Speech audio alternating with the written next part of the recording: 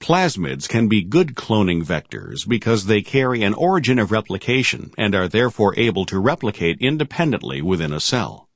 Most plasmids used as vectors also encode some type of selectable marker, such as the gene for resistance to ampicillin. If the host cells are ampicillin sensitive, the only host cells that can grow on a medium containing ampicillin are those that have taken up the plasmid.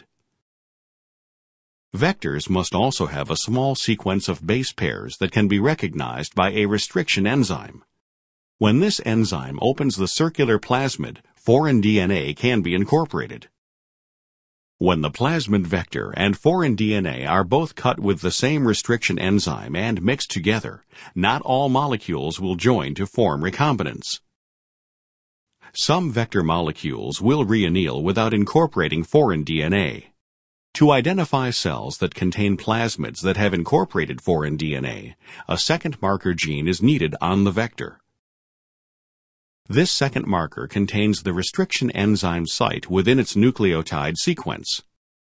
If foreign DNA is inserted, the second marker is inactivated.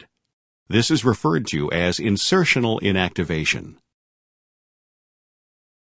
A common second marker is the LAC-Z gene, which codes for the enzyme beta-galactosidase. Beta-galactosidase can cleave a colorless chemical called XGAL to form a blue compound. Therefore, colonies of cells that harbor the intact vector but no new recombinant DNA can make beta-galactosidase and form a blue color in the presence of XGAL. However, colonies that contain new recombinant DNA cannot make beta-galactosidase and are white.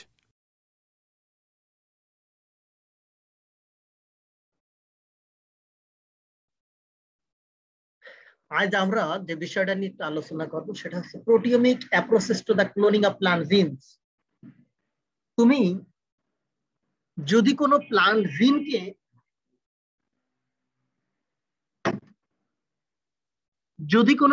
জিনকে তুমি ঘটনা হচ্ছে cloning করতে চাও বা discover করতে চাও, তাহলে প্রোটিওমিক বেসিক্যালি প্রোটিন অ্যানালাইসিসের মাধ্যমে তুমি কিভাবে করবা।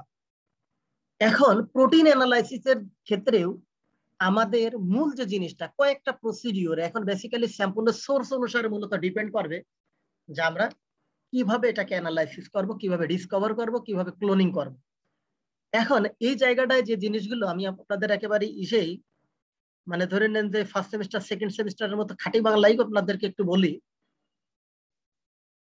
আপনি যে সোর্স থেকে, আপনি যদি সেল থেকে নর্মালি যদি কোনো একটা থেকে বিভিন্ন ভাবে নিতে পারি, আমরা একটা মাইক্রো অর্গানিজম এই জায়গায় যেহেতু প্লান্টস সরাসরি আমার বলা আছে প্লান্টস থেকে যদি তুমি নিতে চাও, তাহলে সর্বপ্রথম কাজ হচ্ছে প্লান্টের সেলটাকে তোমার আইসোলেট করতে হবে।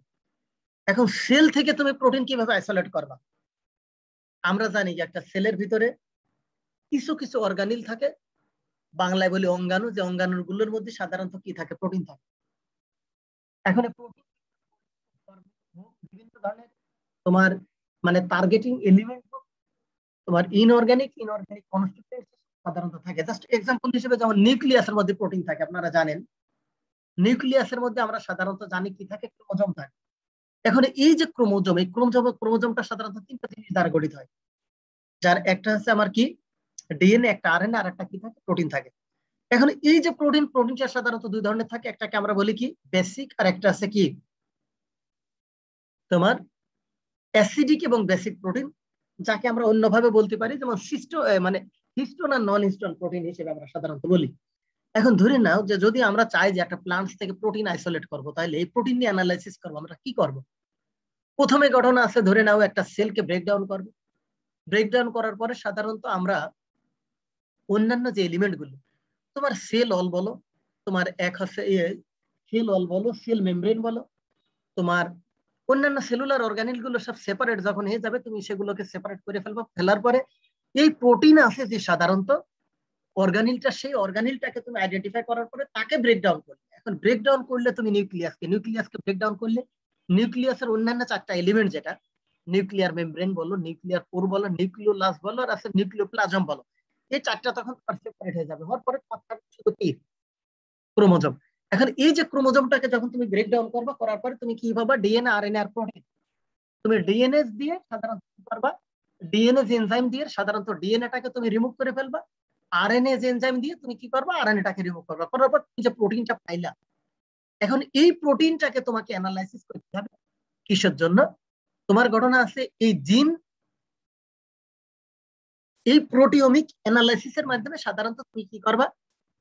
এই জিন, প্লান্টের এই জিনটাকে তুমি ডিসকভার বা ক্লোনিং করবে। এখন জিনিসটা আছে যে এটা তো একটা প্রসেস গেল, আর একটা প্রসেসেও সাধারণত কি করা যেতে পারে? ডিএনএ থেকে আমরা কি করতে পারি? তোমার রেপ্লিকেশনের মাধ্যমে তোমার করতে পারি, আমরা সিডিএনএ তৈরি করতে পারি। সিডিএনএ থেকে সাধারণত কি তোমার ট্রান্সক্রিপশনের মাধ্যমে আমরা কি করতে পারি? এমআরএনএ তৈরি করতে পারি। আর এমআরএনএ থেকে আমরা সাধারণত প্রোটিনে কনভার্ট করে নিতে পারি। নিয়ে আমরা কি করতে পারি? প্রোটিনটাকেও আমরা আইসোলেট করে নিতে পারি। এখন নেওয়ার পরে আমার প্রথম কাজ আছে প্রোটিনের পিওরিটি কি পরিমাণ আছে, তার কনসেন্ট্রেশনটা কি পরিমাণ আছে। যার জন্য আমরা এই জায়গাটায় দুটো মেথড দিয়ে আছে, দেখেন। এক নম্বরে বলা আছে তোমার মেলডিটফ অ্যানালাইসিস। এটা এক ধরনের তোমার প্রোটিওমিক অ্যাপ্রোচ, যেটা প্রোটিনের মলিকুলার ওয়েট, তার কনসেন্ট্রেশন, তার পিওরিটি এগুলো সাধারণত দেখায়। মেলডিটফ অ্যানালাইসিস। আরেকটাকে বলছি এলসিএমএস, আপনারা অনেকে জানেন, লিকুইড ক্রোমাটোগ্রাফি মাস স্পেকট্রোমেট্রি, অথবা আমরা নরমালি বলতে পারি মাস স্পেকট্রোমেট্রি। ঠিক আছে, এই ধরনের অনেক মডার্ন ইনস্ট্রুমেন্ট আছে, যেমন এএমএস, অ্যাবজর্পশন মাস স্পেকট্রোমেট্রি। ঠিক আছে, এই ধরনের আরো অনেক গঠন আছে, মডার্ন টেকনিক্স আছে, যেগুলো অলরেডি তোমাদের আমার মনে হয় আগের সেমিস্টারে 7 সেমিস্টারে তোমরা বায়োটেকনিকের ভিতরে কিছু অলরেডি টেকনিক পড়িয়ে আসছো। ঠিক আছে, তো এই মেথড দ্বারা আমরা কি করব? সাধারণত তার পিউরিটি দেখবো, তার মলিকুলার ওয়েট দেখবো। ঠিক আছে, দেখে আমরা সাধারণত কি করব? তার এক হচ্ছে যে কোয়ান্টিটিটা, তার কোয়ালিটিটা, তার ক্যারেক্টারিস্টিক্সটা আমরা সাধারণত অ্যানালাইসিস করতে পারবো। ঠিক আছে, তা আমরা করলাম।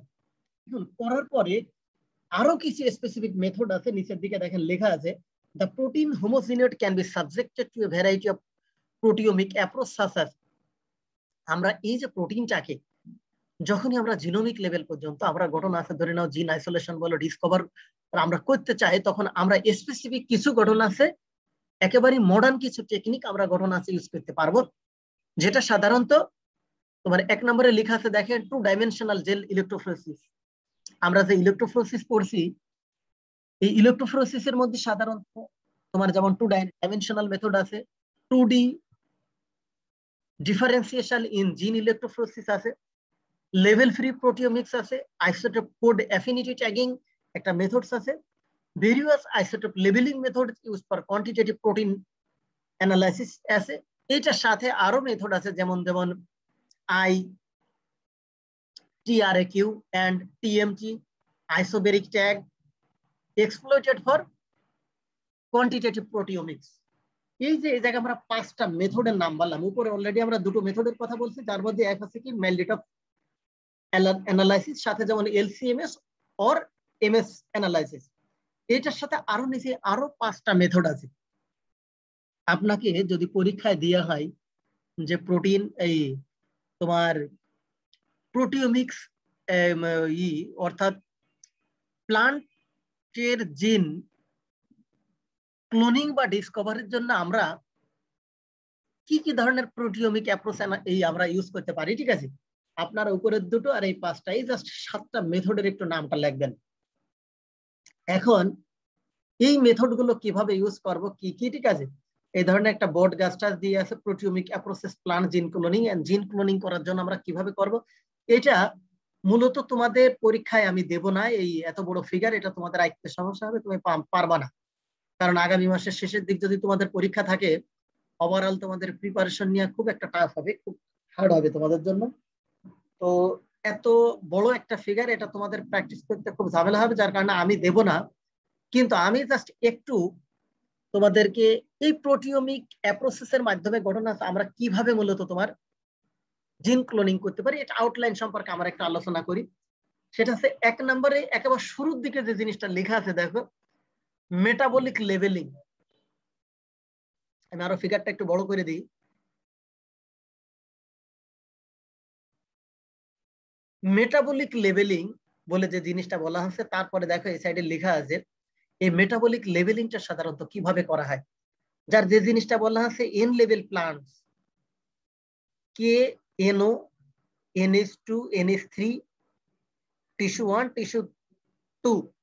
জাস্ট এই জায়গাটায় সাধারণত কি করা হয়েছে, প্লান্টসের দুই ধরনের টিস্যু ইউজ করা আছে, একটাকে নাম্বারিং করা আছে টিস্যু 1 আর টিস্যু 2 করে নিয়ে সেগুলোকে প্রথমে কি করা হয়েছে, লেভেলিং করা হয়েছে। এখন লেভেলিং করার জন্য যে এই জায়গাটায় কাজ করা হয়েছে, যেমন তোমার অ্যামাইনো গ্রুপ, তারপরে হচ্ছে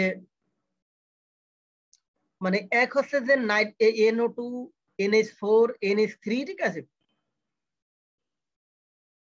এই ধরনের কিছু কম্পাউন্ড দিয়ে এই জায়গায় বলা হচ্ছে যে এন লেভেল প্লান্টসকে আগে প্রথমে এই টিস্যু 1 এবং টিস্যুটাকে সাধারণত লেভেলিং করে নেওয়া হয়েছে।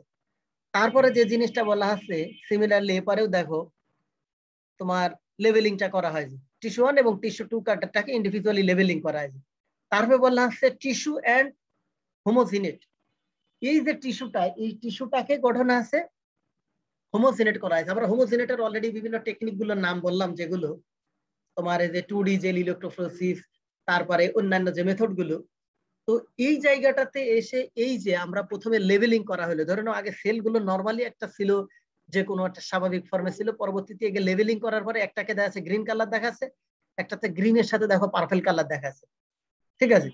এখন এই জায়গাটায় লেভেলিং এর ক্ষেত্রে কি করা হয়েছে দেখো, এন তোমার টিস্যু 1 @n, ঠিক আছে, টিস্যু 2 @2, 1:1 অনুপাতে ইউজ করা হয়েছে। করার কারণে এই দুটো সেল দেখাচ্ছে, একটা করে দেখো গ্রিন, একটা করে দেখাচ্ছে পার্পল কালার দেখাচ্ছে।